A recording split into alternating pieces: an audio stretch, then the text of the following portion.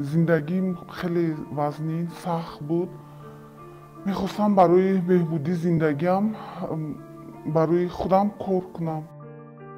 هر هفته از روزنامه از اعلان‌ها استفاده می‌بردم که برای خودم کار پیدا کنم و اونجا این کار بود که کار در عربستان سعودی که اونها گفتن اونجا کار خوب است، شرایط خوب است، از روسیه دیده بهتر است. بعد من نوعلاج راضی شدم و وقتی که اونجا مدام صبح اومده مرا بیدار کرد و شرایط کارهای خود رو با من فهمون، برای من خیلی وزنیم بود. با من گفتم که من یک خودم تنها از عهده کارهایتون نمیبرایم و اگر امکان باشد با من تلفنتی ما زنگ زنم. بعد مدام گفت که نه، وقتی که تو اومدی اینجا اومدی و با پول من اومدی باید هرچی که من میگم همون باید تو کار کنی.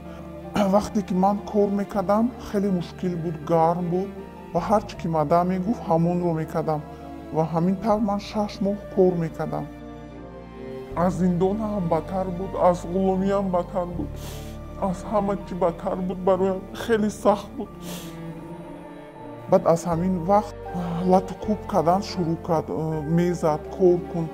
از همه جای من خونو میچکید، کار میفرمون، خوراک نمیداد. من از گشنگی از تشنگی هر زمان هوشم میرفت. اوستا کار میکنیم گفته بو میزد، همخی خونم چکیده، لباسم پوری خون، نمیمون که لباسم شوم. این بازگشت ها ба ватан тавассути кӯмаки бевоситаи консулгарӣ ва муассисаи дипломатии тоҷикистон сурат мегирад ва баъд аз бозгаштан ба ин зан яъне ки як қатор кӯмакҳои маҷмӯӣ расонида шуд. ҳамин ташкилот мара хеле кӯмак кард, ба ман маблағи пулӣ кӯмак кардан ва ман бисёр муолиҷа кардам худамро.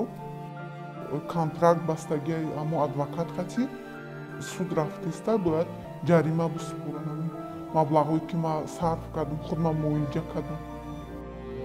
ва лоиҳа имкон дод ки аз ҳуқуқи чунин шаҳрвандоне ки онҳо дар муҳоҷират фиреб хӯрданд, шикаст хӯрданд ва истисмор шуданд, онҳоро ҳимоя кунанд ва аз он ҷумла ба ҳамин зане ки мо дар борааш сухан мекунем